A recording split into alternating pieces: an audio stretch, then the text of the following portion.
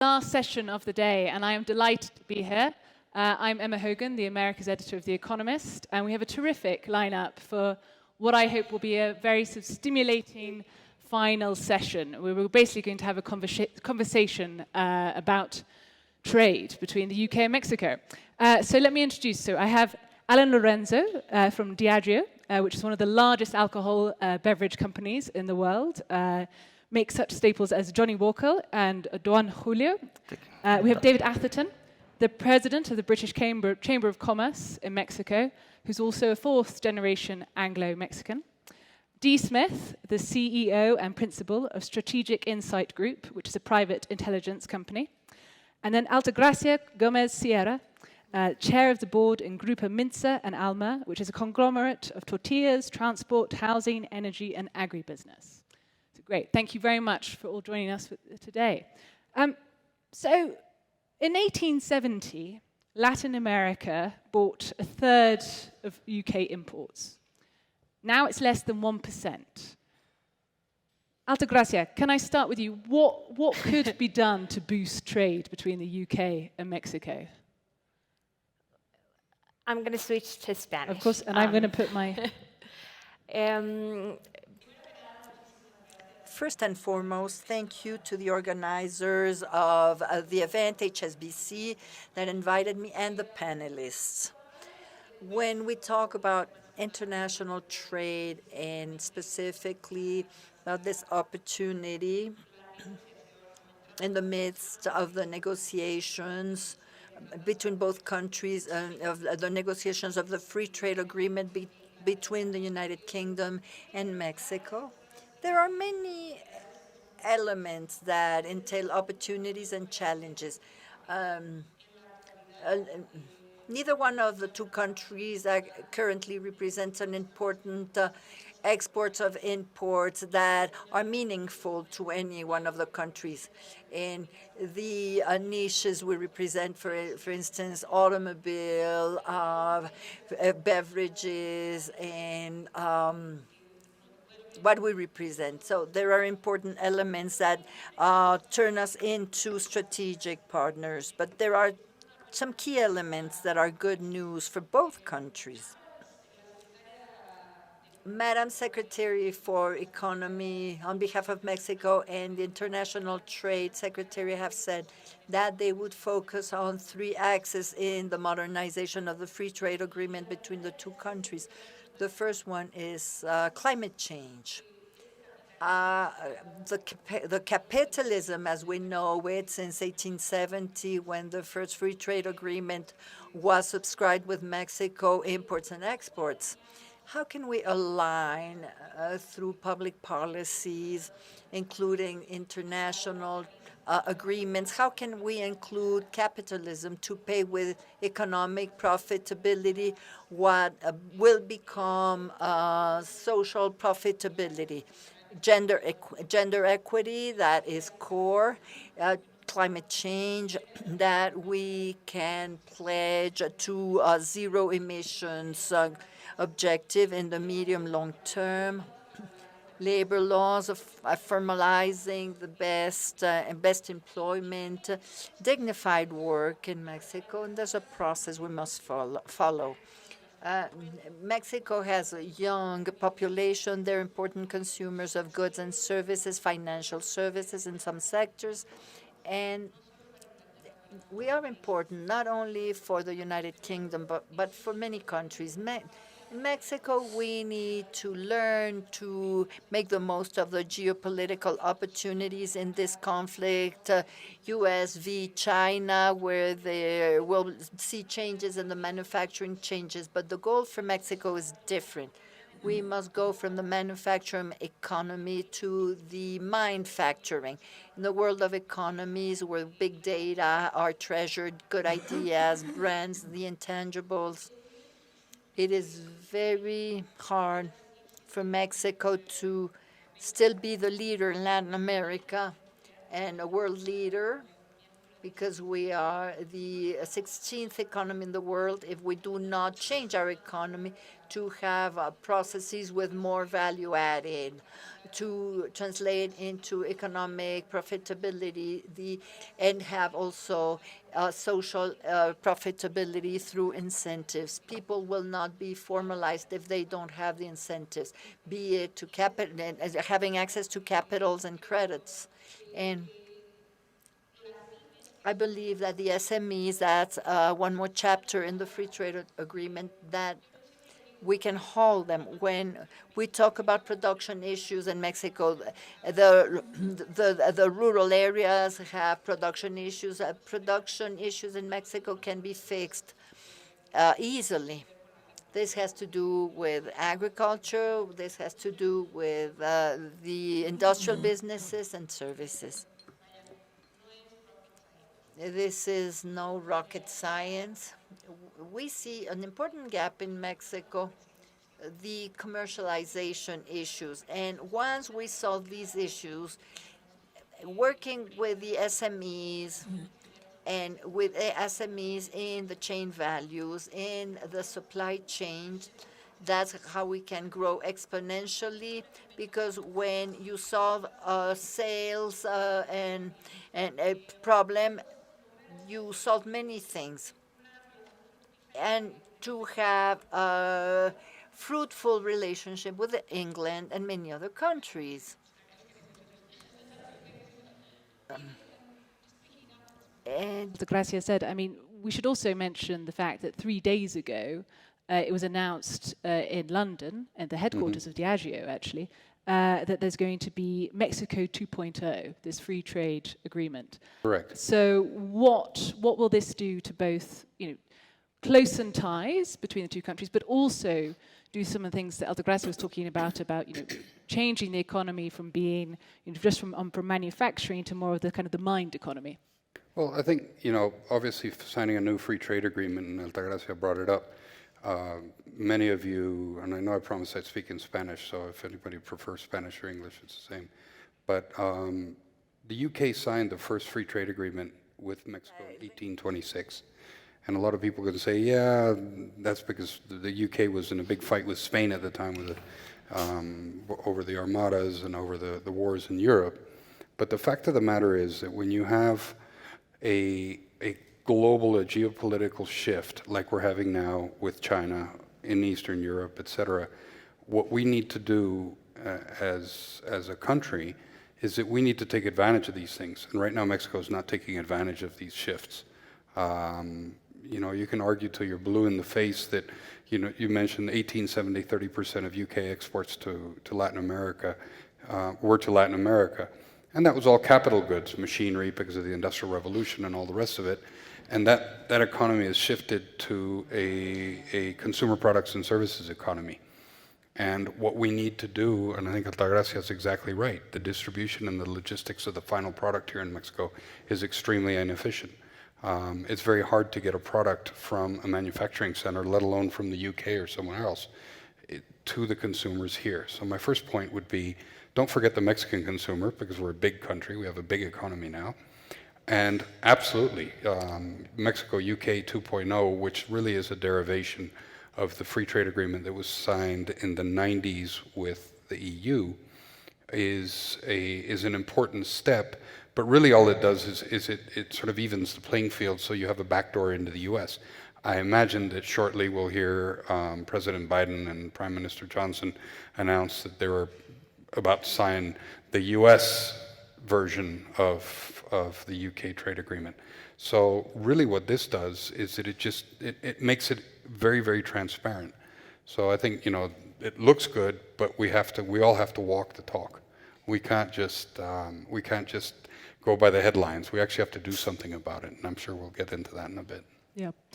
Alan, one of the biggest, it seems to me, looking at the stats on what the UK does export to Mexico, it seems to, sort of beverages are fairly high up there. So what do you think about this this new agreement, and what impact will it have, on your business? Muchas gracias a todos. Claramente estamos muy contentos de que se dé inicio a estas. To launch these debates between the UK and Mexico. Scotch is very important for the United Kingdom. In Diageo, this beverage and food company, the largest in the UK, and they're top 5 of the net contributors to the commercial balance for Mexico. But Scotch is very important, but the same way tequila is crucial for Mexico.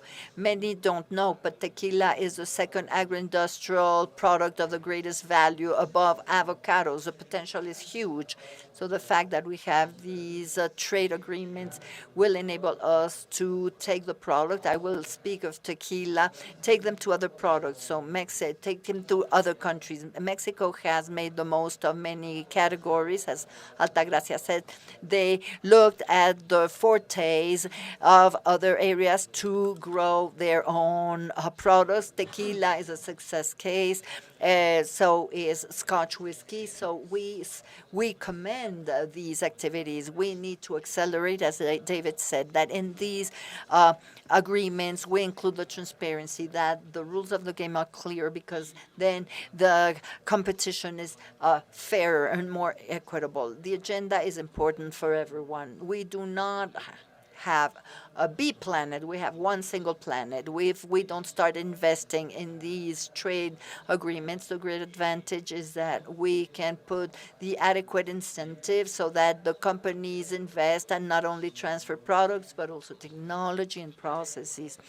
I would say that's why we do commend this agreement that was launched last week.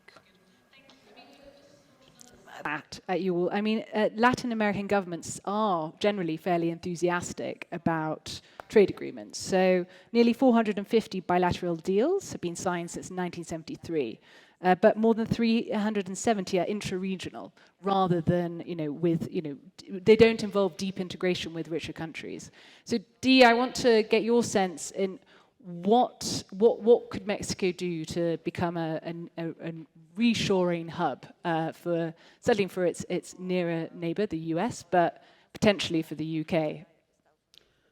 So, I think Usted es importante tomar distancia y ver el contexto de here, and I'll quote the BlackRock CEO Larry Fink, who said in his 2022 letter that the Ukraine war was going to bring a full stop, I think was the term he used, to the globalization that we have known for the last 30 or 40 years.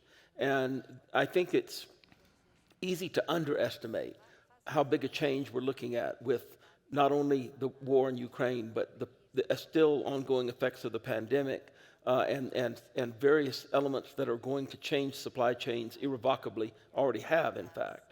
And so you're looking at a situation where there is a great deal of reconfiguration of supply chains that's going to have really impactful consequences for a lot of operating companies, for investors, for businesses across the board, and for national relations. And I think this falls into several categories.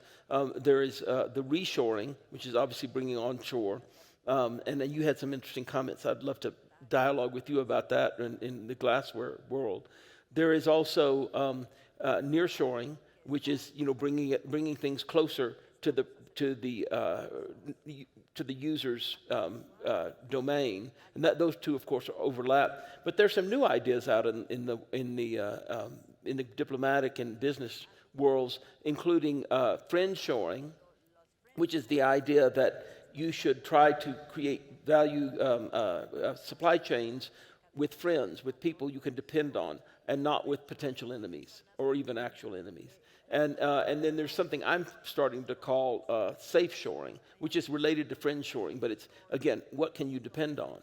And so, when you put those together, you see a very different configuration of trade. And this is part of a change in the world that it's called autarky, or you can use the word fragmentation, into different spheres of influence and spheres of operation, some of which will have close connections, like the Americas and Europe writ large, some of which will have very fragmented connections, like the United States and China. And so I think that there's a huge opportunity in Latin America, and particularly in Mexico and some of the other advanced economies, for a really vigorous retooling and reconfiguration of supply chains to places where they can be depended on. And I think that has to do not only with the great mass of the Western Hemisphere, but also across the Atlantic as opposed to across the Pacific, because the carbon footprint is lighter across the Atlantic. And so, you think about, well, what could make this go faster, or what could hinder it? And I think the thing that can make it go faster is flexibility, innovation, the ability to improvise, and the ability to really put things in a formula that is exciting to people, and by that I mean incentives that can make it more important, friendlier for people to relocate to, let's say, Mexico or other countries. I think the things that will hold it back are not having those things in place and abiding with old systems. And the last point I would make is that we've got to get away from old think. We cannot think about things in the same way as we did even 6 months ago, let alone 6 years ago.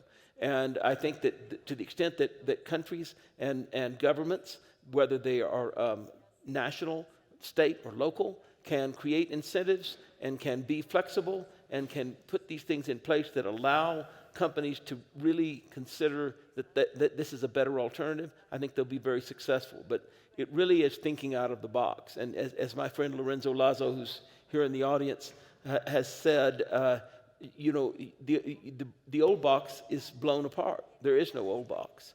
So you really have to create a new box to think in, and it has to be a different shape, and it has to match our changing world, which will continue to change. And I think it's easy to underestimate the amount of change that we're on the cusp of right now.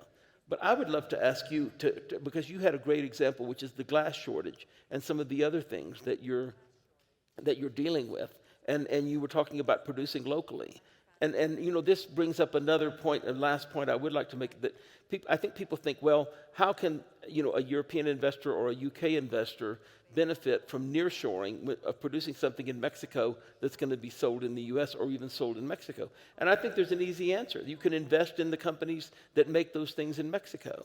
And so, I don't think we should put an artificial barrier around nearshoring or friendshoring. But anyway, please recount, because that was fascinating, what you were saying. Muchas gracias. No, estamos teniendo una conversación muy amena. Thank you. We are having a very fruitful and rich conversation because of the distortions in the logistic chain. The glass issue is important to all companies, but it's not only bringing in the glass. If we manufacture it locally, we will attain the decarbonizing goals. There's no B plan. We need to save the planet. If we think about scope 1, 2, 3, if we can have it locally with technology from other markets, we can accelerate, speed up the goals we need to attain. That was a conversation we held previously. Do I speak too fast? Sorry. No, fue buenísimo. Nearshoring utopia that I feel a lot of people talk about. I mean, what if nearshoring for the US means onshoring? I'm sorry, say that again. What if nearshoring for the United States means onshoring? Well, I think that, again, we're using old terms, and I don't think that they match the current reality. And I think that it's not going to be about nearshoring or offshoring. It's going to be about dependability, location, carbon footprint, cost, whether you can actually, one of the chief advantages for Mexico for the U.S. is that you don't have to go through a port. You can drive it up on a truck. And so if you are a manufacturer, if you're a company that produces something and needs something, some kind of container, a bottle, a cardboard box, whatever, and you can't get it because the ports are backed up, because COVID has happened or something else has happened, or there's some set of barriers that have been put in place geopolitically through some trade war or something, and things just get very backed up, you can still drive it up on a truck, as I say. So I think it's going to become very, what's the word, visceral, very just kind of, about the specifics of the ability to make something happen. so that you can stay in business instead of going out of business. If you don't have the right containers and you can't sell your product, you can't stay in business. David, what would you like to see in terms of the Mexican government's policy in order to make the business environment here even more attractive to investors? Well, I think the first and most important one is a respect of the rule of law. The rules, I mean, ever since we were children, if you were playing a board game with your siblings or your cousins, and there was always one bright spark that decided the rules didn't apply to them, it made it very difficult for everybody. So the first and most important is the rule of law, and obviously the integrity that comes with that. We can also talk about, fighting corruption, fighting, in the earlier chat they talked about oligopolies and monopolies. We have a country where, unfortunately, we have a few industries which are monopolized. It's a reality. It used to be the case, and I'll speak of something in the past, so as not to offend anybody in the present, but we used to have basically 2 beer companies here in Mexico. And you'd go to a restaurant, and you could either have Productos Modelo, Corona, and so on, or you could have Moctezuma Cuauhtémoc. And it depended what deal the restaurant owner had forged with which beer manufacturer as to which beer you were allowed to have. Nowadays, you go to the grocery store, and you can go to a city market or Fresco or Gigante or whatever, and there are probably 200 beers on the shelves. That is a huge change for those of us that grew up here.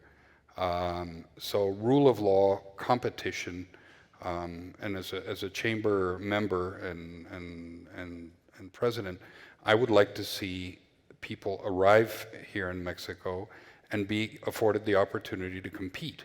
If you can't compete because you can't get, what Altagracia was saying, you can't get your raw materials because of supply chain issues or logistics issues, or you suddenly realize that the contract you signed isn't worth the paper it's written on, it makes it very difficult to make that decision to come. And it certainly makes it very difficult when you have to sit down with investors and convince them to put their money into it. So that would be my number one ask, that the rules be even for everybody. Having said that, I think there are ways right now in Mexico to do it. And one of the things that we've been very successful at with our members of the chamber is that you can go to some of the local governments that are trying to do certain things in a more progressive way, state governments, municipalities, and so on, where you are much more likely to have a friendly reception, a bit the friendshoring that you were talking about. I think we're a big enough country now that even the federal government isn't powerful enough to screw everything up.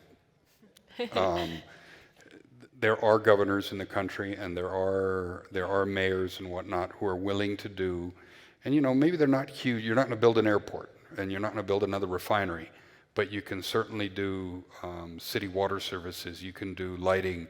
You can do shrimp farms. You can do. I mean, there are examples that we've had in the chamber over the past couple of years of people coming in and doing things regardless of what the rules are. The rules will come eventually. They'll have to. We saw the example a couple of weeks ago where the current administration wanted to do things that are against the free trade agreement with the U.S., and that got a pretty quick and pretty visceral response from the U.S. about they couldn't do that. So I suspect that will continue to happen. Altagracia, I wanted to pick up on something you mentioned earlier, which I've already mentioned, sort of going from a manufacturing-based economy to, I think, as I understand, a mind-based economy. Can you tell me a bit more about that? What you would like to see policies either from the government, or federal levels? What is needed in Mexico for this change? Thanks. Spanish or English? Spanish? Okay. So, básicamente creo que en el mundo, ¿no? La cuarta revolución industrial. Basically, I think that in Mexico, or let's say the Revolution 4.0, we're talking about an economy of knowledge, of intangibles, where you can value the processes, etc., etc. But here we have to see that in Mexico, if we're not taking advantage of a lot of things of Mexico, we should bring in all the maquilas, all the companies, all the things that we could bring in from China. This is not the end of globalization. Globalization of the Western world, and this is going to grow. It's there. We can see it in Finland coming into NIDO, and other countries entering other agencies, and the Western values, of course, the values of the democracies, the value of the rule of law, as was mentioned, and the value of freedoms. There are other economies that are somewhat more advanced in economic and social and cultural aspects, but when we speak of Western economy, I don't think that there's going to be a change in globalization. As a matter of fact, I think that globalization will be emphasized in the global economies, and I think that all of us who are a part of this should take advantage of this. Definitely, they put their capital and their incomes in processes, in companies, but especially in the technologies of knowledge. It's very difficult to do public policy that is viable or that it will be timely for 6 years' time, since things are moving so rapidly, changing so rapidly. We should have we should have public policies. I'm a firm believer that companies can't just go by the wayside. I think that there can be different changes in policies, economic policies in different countries for different reasons. Why? Because it is general and it is abstract.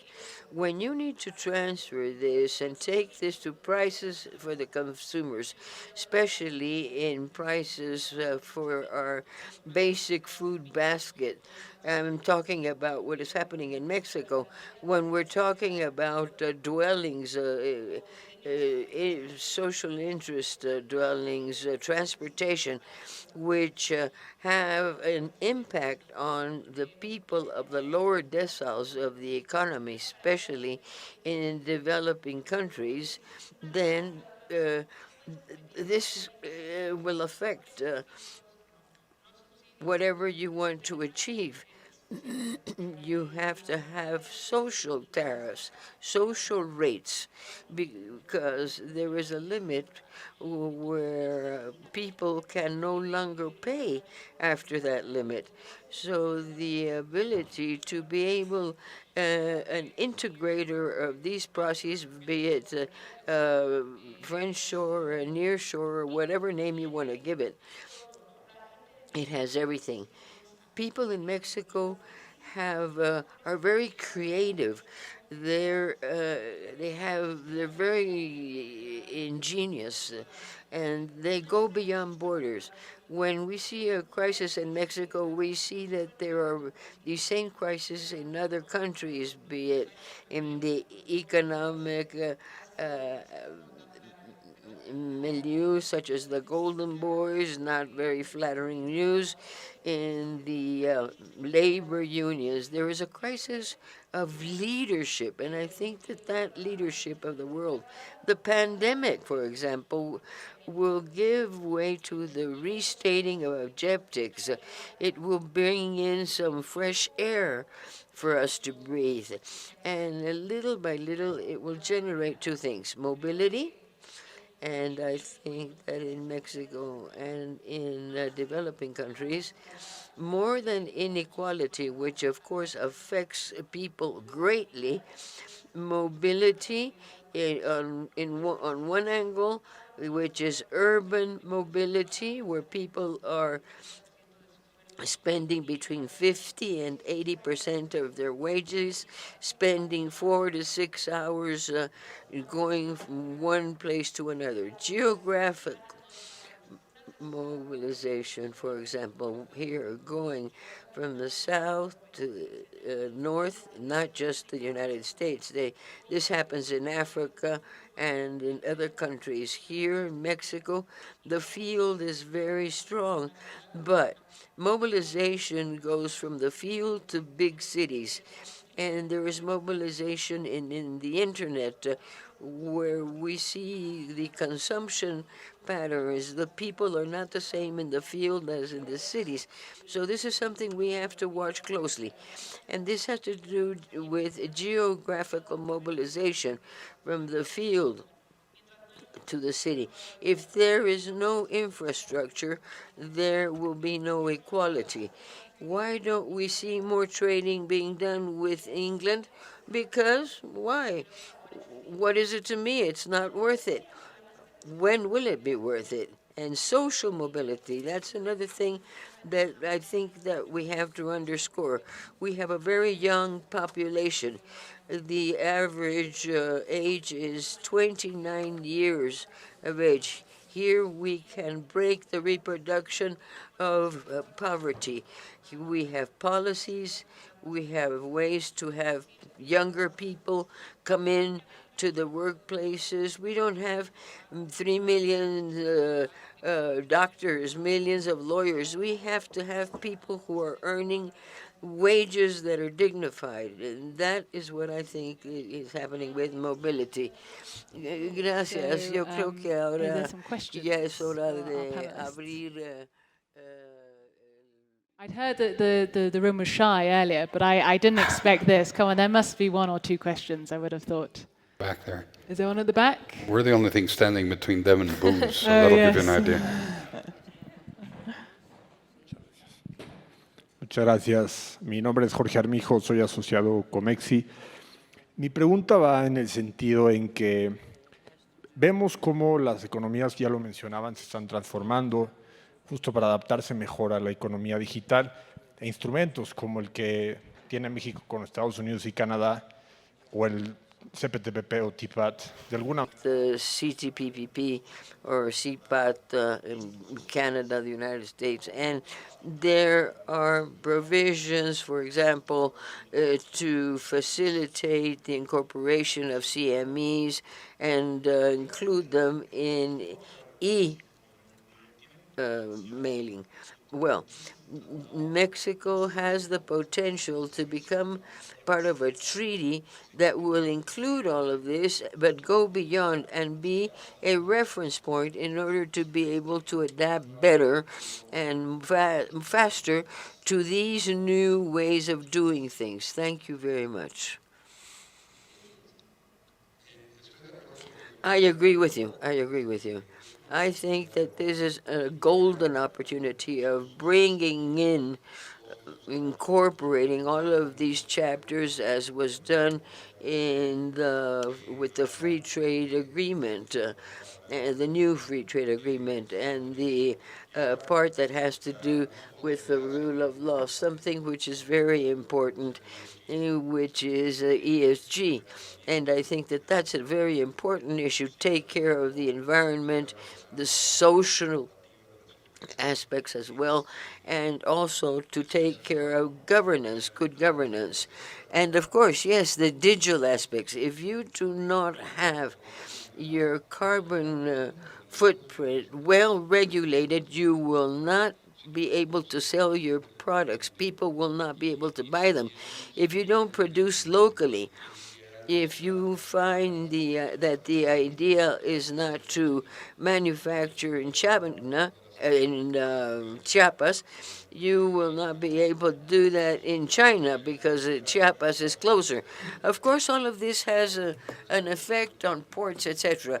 But going back to the free trade agreement, I think that this is a moment where it will be the demand of countries such as the United Kingdom, the United States, because of their own regulations, the guidelines, statutes, etc., we are going into the leaving behind the hair shoulder culture and follow what is now the stakeholder, where you have to take care of your employee, you have to take care of your consumer, and this is not just the bottom line.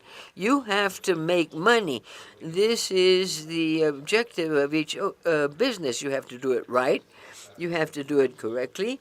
And I think that many of these principles will be enshrined in many of the treaties that will come up. I think that the United Kingdom made practically a copy-paste of what the European Union did, and I think that that's the idea. The idea is to bring all of these into the 1920s.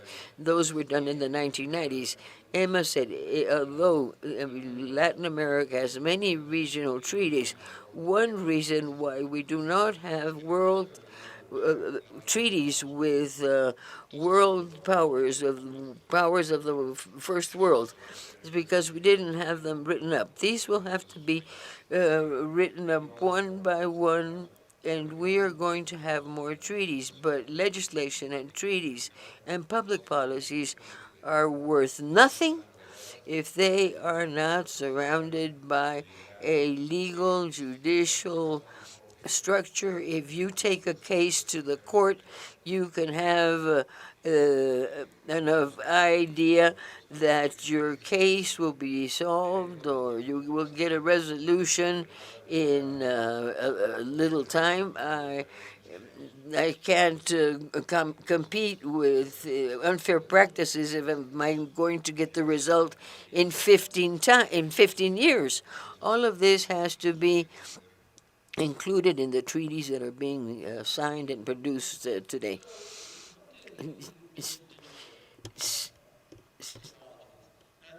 Sí. The amount of energy utilization that digital technologies require. I've heard it estimated that a single Google search requires as much energy as boiling a kettle of water for tea. And, you know, the use of energy is so great that these major companies are building server farms underwater in places like off the coast of Scotland, simply because the water temperature is so cool, it can cool down the heat generated from it. But the idea of all of these digital things that are great, and I'm a big fan of them, but the amount of power that they're going to consume, the amount of power that Bitcoin mining already consumes, the amount of power that is going to be consumed by the growing Internet of Things and the metaverse, if that ever actually comes into being, is astonishingly great. And I think that we forget, because we consume these things and we don't think about the energy in the same way we think about the energy of a carbon footprint or taking something across the Pacific or what have you. But it's something that's going to become a big issue because it's just such a large expenditure of energy. Alan, did you have anything you want to? No puedo estar más de acuerdo que lo que dicen mis. I do agree with everything has been said by my colleagues here, and we should be thinking about all these situations. I was listening to what was said. I am optimistic that this new treaty can include those chapters, because if we have a treaty with or agreement with 25 countries, as the foreign minister was saying, they did that with the countries and the European Union. And I think that this is something that we should take advantage of, to have a trade agreement with the UK.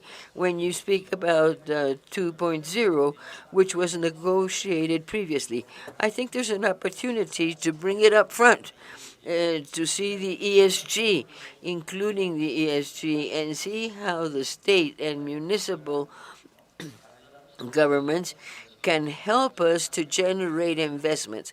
David was mentioning this. We're not talking only about the federal government, and we have to be in the game with the municipal government, with the local government. There is much to be done, but resources can be found in a lot of accounts, a lot of activity that can be channeled to Mexico, and I want to be positive. I think that we have a great possibility of having an agreement. We have a Minister Cloutier who has a progressive view of things. So I think that that combination and all the other elements, and together with companies, I think that this will be very good for Mexico and for the society. Do you have anything to add? Estoy de acuerdo. I agree. Any other questions? ¿Alguna otra pregunta? Sí, hay.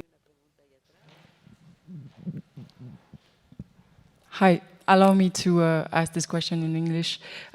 We have talked a lot about the opportunity of reshoring for Latin America on this panel, but this morning we also heard about this new leftist wave, which implies a lot of protectionism and interventionism. So how do we make sure, how do we combine protectionism with the opportunity of reshoring? Isn't there a risk to kind of miss the train here?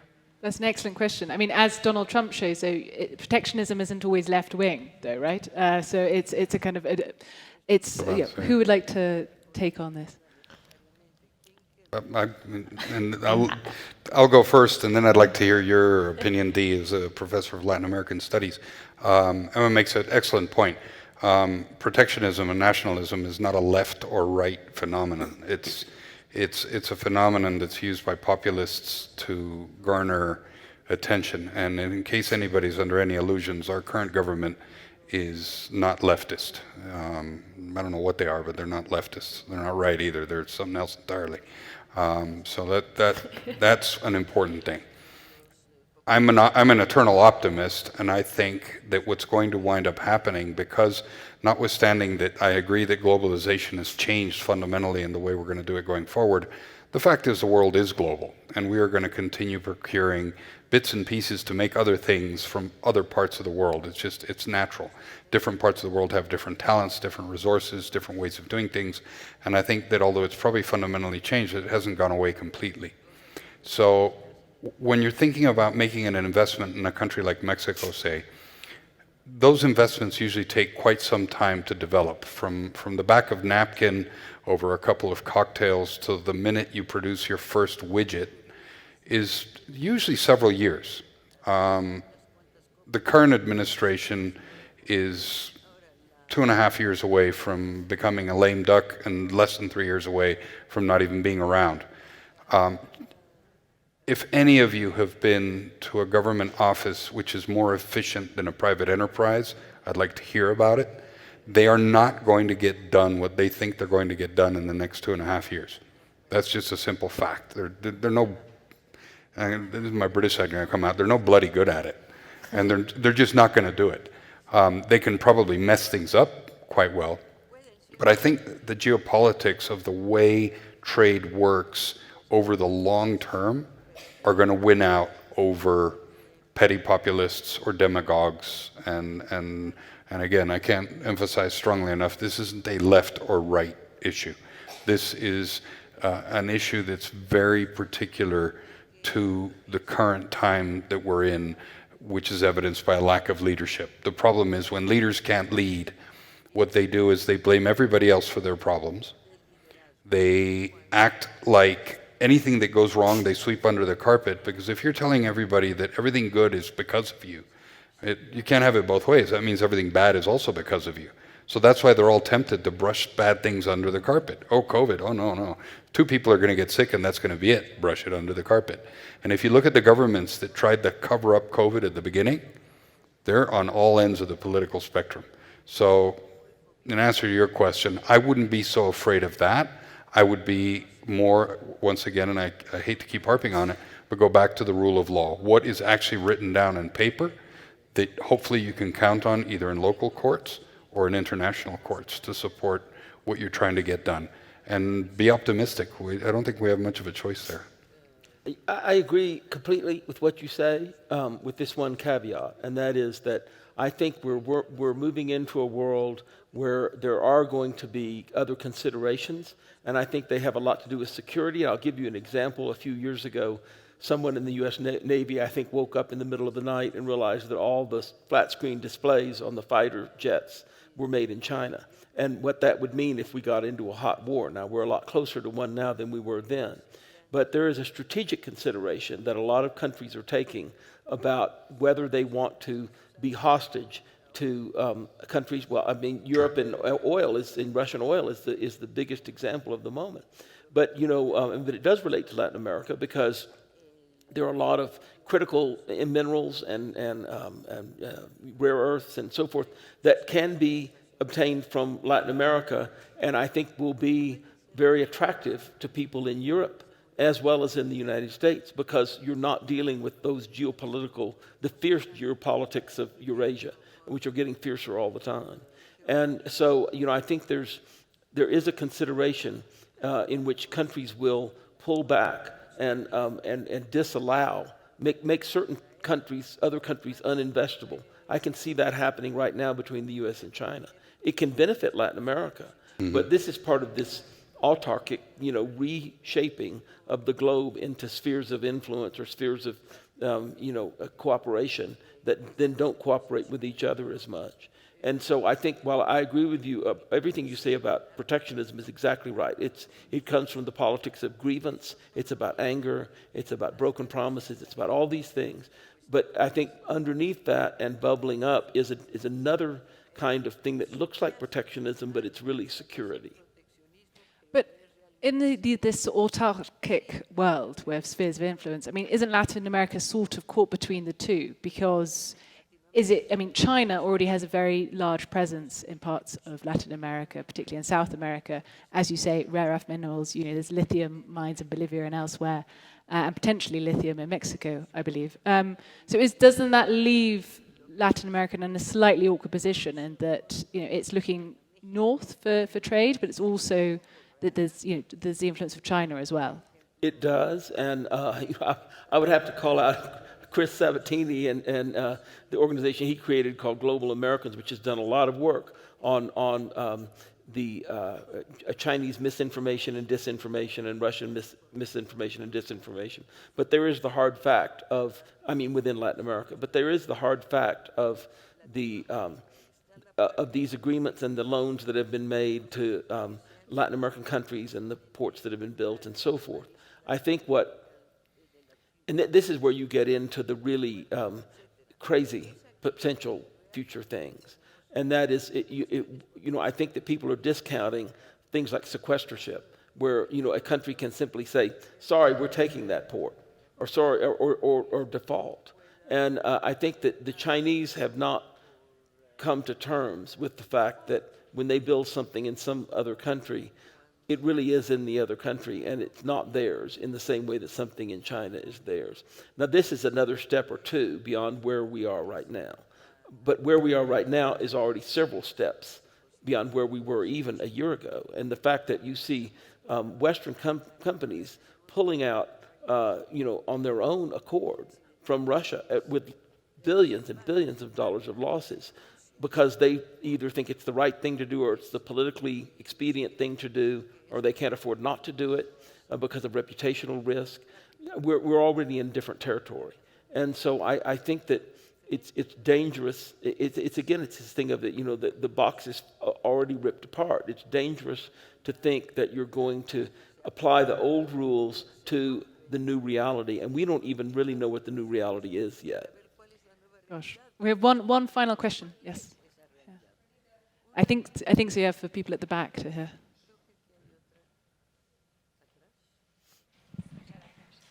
I'm just going to ask it in English. Can any of you comment on sort of the big panacea that people are talking about when we're talking about onshoring and reshoring, which is this whole big thing of 3D printing that is going to basically transform small to medium-sized countries. They're going to be able to, manufacture a lot of stuff that they would otherwise need somewhere else. And whether you know, we know we can print bullets, but we can also print surgical tools. So can you comment on where do you see that sort of changing the dynamics of what we're talking about today? Thank you. I mean, I can take a crack at it. It's a really good question. And, you know, 3D printing, I think there are a couple of things to say. First of all, 3D printing requires the precursor molecules. So you have to have the inputs to print something, whether you're printing a piece of cake or you're printing a bullet. You know, it doesn't come from nothing. So you still have the resource problem. But it is a transformational technology. And the cost elements of it, and I'll give you an example that I was discussing with somebody recently. To keep a homeless person on the street in San Francisco, California, costs about $40,000 to $45,000 when you, with the policing, the damage to the city, the food, all these things that Is that per year? Sorry, just Sorry? $45,000 a year. $45,000 a year per person. Right. You can 3D print a house for about $5,000. So why don't we do that? You know, I mean, and this is going to bring up a whole lot of questions like that again have to do with social engineering and social decisions. You know, and I think one reason that in the U.S. people don't do that is that there's a Puritan mentality of that if you don't work for something, you shouldn't have it. And I mean, that has its good side and its bad side. But I think we're coming up to the combination of these really transformative technologies and these really excruciating resource shortages that is going to reconfigure things in a way we can hardly imagine sitting here. Altagracia, does 3D printing have any sort of possibilities for your businesses? Sure. I think it's a matter of cost right now, as Dee was mentioning. No, I think all transitions go hand in hand to how much they cost and what's the benefit you can reap from them. No, and you see it, for example, I manufacture buses. No, a bus that is manufactured for natural gas that consumes 90%, makes 90% less carbon emissions and whatnot, and it has a less fixed cost for the operator of the bus, costs double of what it costs to make a diesel bus. To make an electric bus, it costs 10 times more. So for the government right now, for the people right now, it wouldn't be costly to invest right now to sell electric buses. No, so we have 86% of the natural gas bus market in Mexico. Because no other company would do it when we first did it. No, we always say that Mexico was like a technological drainage for all the European and US companies, no? Because if in Europe you couldn't use those motors, then they brought them here to the market, no? So we said, hey, let's do something ahead of our time, but it needs to be ahead of your time and it needs to be profitable, no? And the cities where electric buses are running right now are cities where they are subsidized.